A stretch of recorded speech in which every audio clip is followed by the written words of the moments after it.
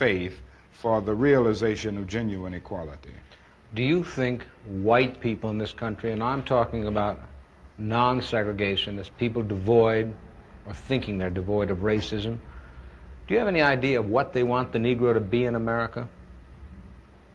Well, it depends on the level that we are talking here, because I think you have to make a distinction between the people who are genuinely and absolutely committed in the white community on the question of racial equality. And I must confess that I think they're in a very small minority.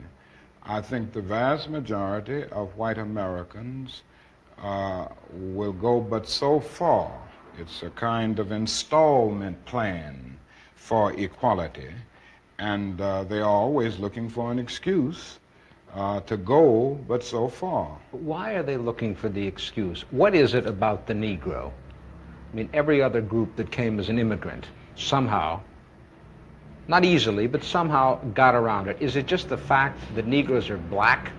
That's a part of it, and that grows out of something else.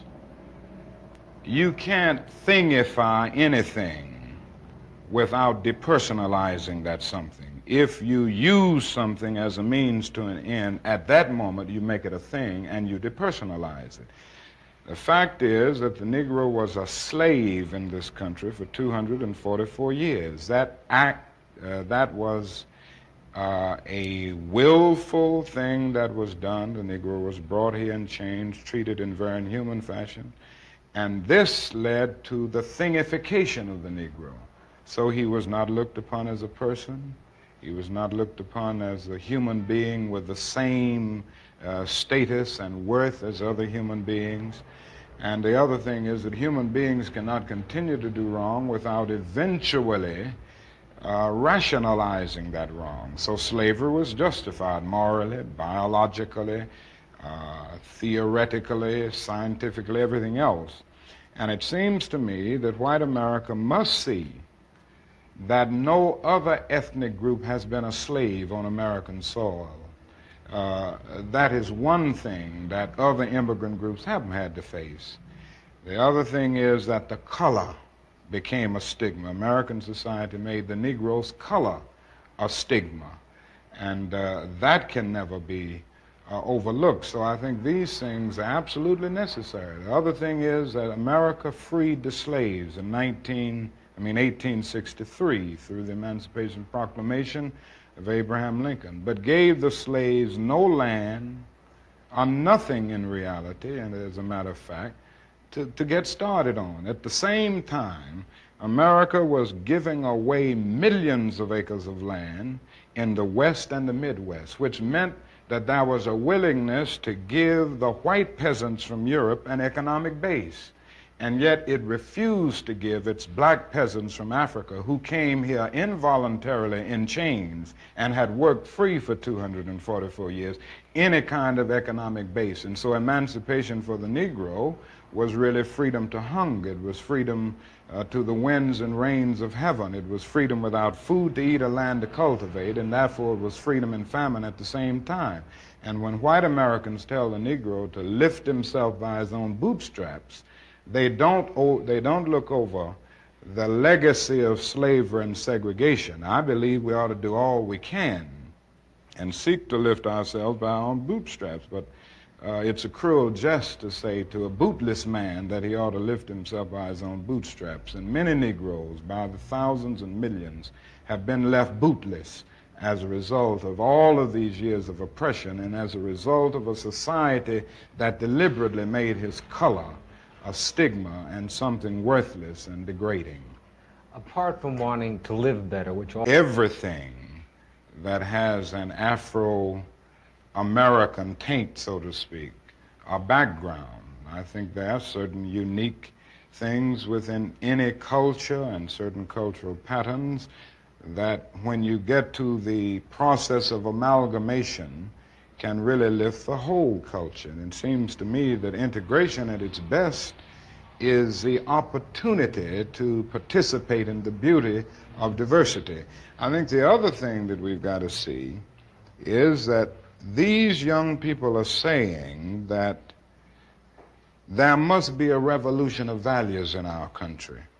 As Jimmy Baldwin said on one occasion, what advantage is there in being integrated into a burning house?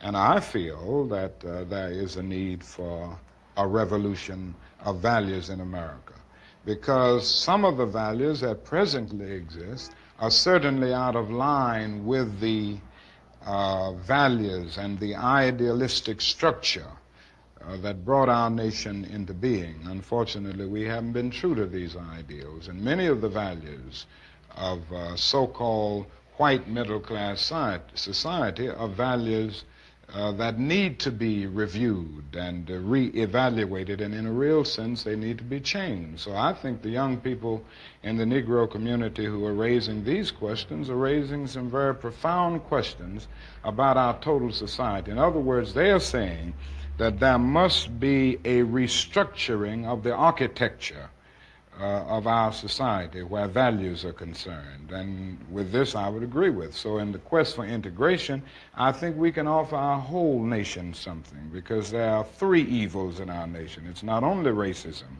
but economic exploitation of poverty would be one, and then militarism. And I think in a sense, and in a very real sense, these three are tied inextricably together, and we aren't going to get rid of one without getting rid of the other. When you stood on the Lincoln Memorial that day in August, '63, and you said, "I had a dream," did that dream envision that you could see a war in Asia preventing the federal government doing for the Negroes, preventing the society doing for the Negroes that which you think had to be done? No, I didn't envision that then. I must confess that that period was a great period of hope for me. And I'm sure for many others all across the nation, many of the Negroes who had about lost hope, saw a solid decade of progress in the South. And in 1954, which was, 64, 1963, 9 years after the Supreme Court's decision to be in the March on Washington, meant a great deal. It was a high moment, a great watershed moment. But I must confess that that dream that I had that day has at many points turned into a nightmare. Now, I'm not one to lose hope. I keep on hoping. I still have faith in the future. But I've had to analyze many things over the last few years, and I would say over the last few months. I've gone through a lot of soul-searching and agonizing moments, and I've come to see that we have many more difficult days ahead, and some of the old optimism was a little superficial, and now it must be tempered with a solid realism. And I think the realistic fact is that we still have a long, long way to go, and that we are involved in a war on Asian soil, which, if not checked and stopped, can poison the very soul of our nation. Dr. King, even if there had not been a war,